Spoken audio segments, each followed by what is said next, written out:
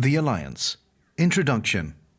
Rise, like lions after slumber, in unvanquishable number. Shake your chains to earth, like dew which in sleep had fallen on you.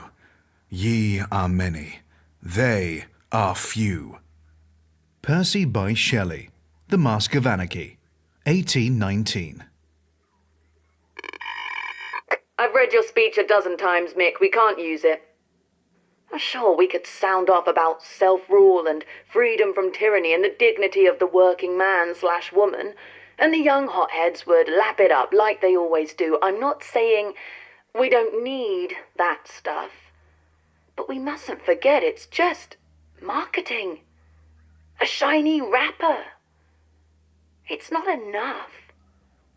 If we're going to make the alliance of independent systems happen, we need more than tub-thumping speeches from a war hero.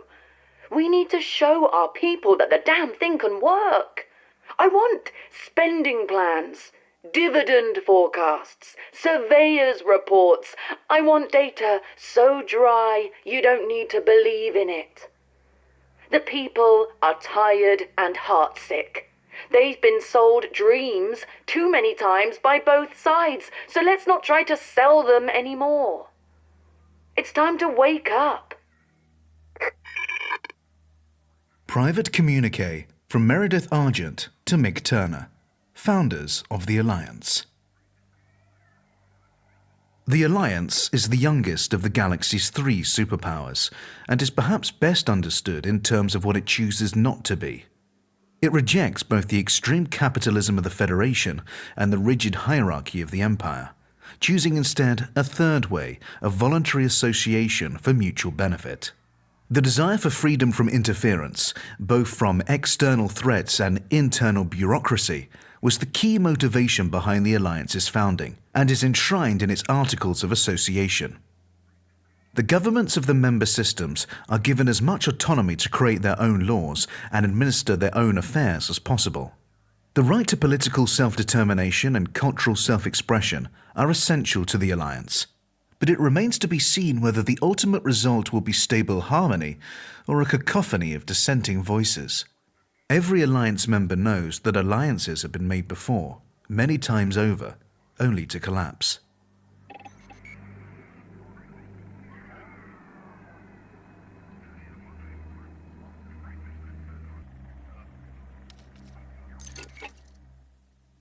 The Alliance. History. Alioth was colonized. The crucible in which the Alliance was forged was Alioth, a system so rich in gas and mineral resources that early surveyors considered it a stellar El Dorado. When the Federation established its first colony on Alioth 5b in 2452, they gave the planet the less grandiose name of Fruitcake, as mineral deposits lay in the loamy soils as abundantly as raisins in cake. Later, commentators would reflect, bitterly, that the world was well named because everyone wanted a piece. A conflict over mining rights drew in the superpowers. Alioth's prosperity soon attracted corporations eager to support the developing system in exchange for a share of the profits. A dispute over rights quickly escalated into an armed conflict, prompting the Empire to dispatch a military force, ostensibly for the colonists' protection. The Federation also sent ships, but theirs were a response to the corporation's plea for aid. Unable to directly engage the Federal ships without sparking a war, the Empire covertly encouraged the Alioth colonists to renounce the Federation and accept Imperial protection, thus freeing the Empire to engage with the occupying Federal forces in sympathy with the will of the people. This marked the first of many incidents in which the people of Alioth were used to advance the agenda of another power. Federation-sponsored insurrection. In 2530, the Federation set out to undermine imperial control of Alioth by exploiting local resentment of the governor. They covertly supported acts of protest and petty vandalism. Then, when the inevitable imperial crackdown followed, stoked the fires of social unrest. A terrorist movement called the Quakers emerged, and the atrocities escalated. The years that followed saw a protracted and degrading series of proxy wars and cynical propaganda campaigns as the federal, imperial, and corporate powers all contended for Alioth. The system made an abortive attempt to establish its independence in 2617, resulting in a short-lived cooperation between the Empire and the Federation, neither of which were willing to allow this. The Revolution. In the early 4th millennium, both the Federation and the Empire had a presence in the Alioth system. Fruitcake, now known as Gordonworld, was a federal protectorate, while the Empire had earlier conducted terraforming experiments on the world of New California and also held gas mining platforms in the system. The federal corporations supplying New California had raised the prices of their goods several times in the previous years, and when they imposed yet another price hike, the planet's inhabitants revolted. In the insurrection that followed, rebels commandeered any available ships and headed out to the gas mining platforms, where they attacked the outpost's corporate employees. Alarmed, the Empire and the Federation dispatched ships to put down the rebellion, but were beaten back by a hastily assembled force made up of fighters from Alioth and, crucially, volunteers from nearby independent systems. Neither the Empire nor the Federation were able to gain a foothold, and eventually both forces had to withdraw.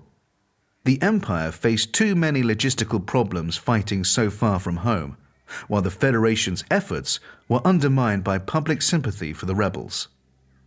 An alliance was brokered.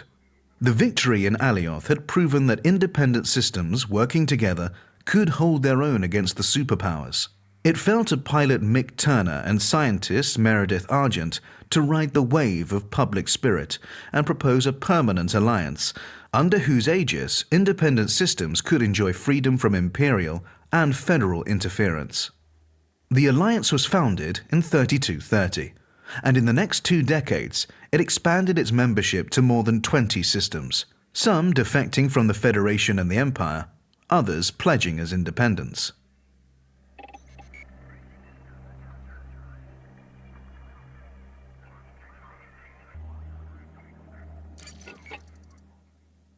The Alliance. Society. Many worlds, few rules, no overlords. The Alliance's Articles of Membership are designed to unite the member systems with strong, straightforward bonds that allow as much self-determination as possible. Membership guarantees mutual prosperity through guaranteed free trade and security through the Alliance Defense Force, while leaving much of the business of government to the individual members. The Alliance Assembly acts as a central arbitration committee, helping to settle disputes between member systems. It also oversees formal arrangements between members, such as treaties, research goals, and mutually agreed policies. As no one system can be allowed to carry more weight than another, the Assembly frequently finds itself bogged down in endless back-and-forth negotiations. Getting them to agree on anything is a task often compared to herding linglangs, notoriously ill-tempered carnivores from the Akanar system. A body of civil servants who remain uninvolved in politics handle most of the day-to-day administrative work that enables the Alliance to function. Conditional autonomy for member systems. Alliance members are required to subscribe to and uphold a code of human rights, and to have a democratically elected government. Citizens of any member state have a right of freedom of movement and residence within any other member state. Furthermore, all member systems are obliged to give immediate military assistance to any fellow member when necessary.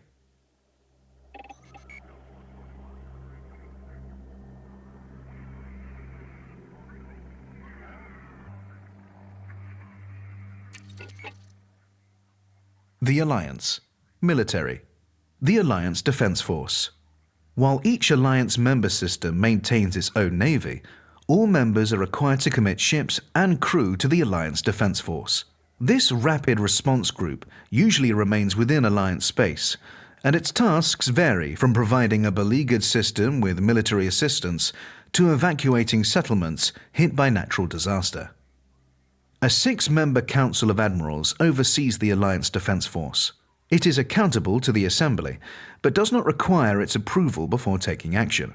This freedom of decision-making prevents urgent military action being delayed by tedious debate.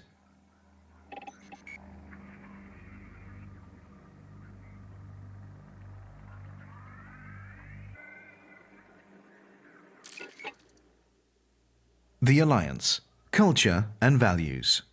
Cooperation, mutual aid, tolerance, and respect. The values that bind the Alliance systems also hold true on an interpersonal level. Just as the different worlds of the Alliance formally recognize one another's legitimacy and value, individuals are generally reluctant to show prejudice against others and will band together to help those in genuine need. Diversity is strength. Members of the Alliance are not obliged to conform to what they consider the corporate saturation of federal culture or the status-obsessed posturing of the Imperials. Individual systems are encouraged to preserve and celebrate their own cultural identities. This approach results in a rich variety of artistic, literary, and dramatic output. Free to speak, free to protest. One curious cultural constant across the Alliance member systems is the way the citizens indulge their freedom to complain.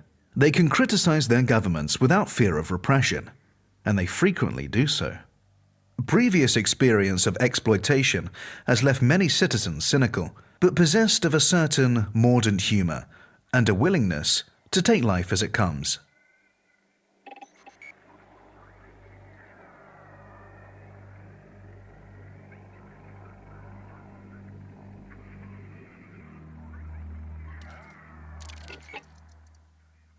The Alliance: Diplomatic Relations. The Federation. Alliance attitudes to the Federation vary sharply, depending on whether one is asking about the Federation's government or its citizenry. The government is seen as a hidebound relic, unable to arrest its slow decline into decadence, but the general populace are much more compassionately viewed. An Alliance citizen, proud of his or her own emancipation, is likely to have a rather condescending view of a federal citizen. They are characterized as ignorant dupes, kept satiated by mass-market entertainment and branded consumer goods. This is not seen as their fault, however. On the contrary, it is widely held that the Federation and the corporate barons deliberately keep the people in this servile state. The Alliance is more interested in enticing federal systems to join its union, thereby winning the moral war, than in exacting vengeance for the wrongs of the past. There has been too much violence already. The Empire. To the Alliance, the Empire is anathema. With its monolithic culture, veneration of opulence, disdain for human rights and tolerance of slavery, it could not be further from the Alliance's values of mutual respect and freedom from exploitation. Yet, for all this, many Alliance members would rather deal with the Empire than the Federation. The common belief is that the Federation will always pretend to be something it is not. At least with the Empire, you know what you're dealing with. Most Alliance citizens view the emergence of a progressive movement within the Empire with cynicism. Everyone knows that the Empire is incapable of changing its ways. The whole imperial social model is an imitation of the past. But some in the Alliance nevertheless welcome the ascension of the first female emperor. The edifice may not be about to crumble, but such a profound change cannot be ignored.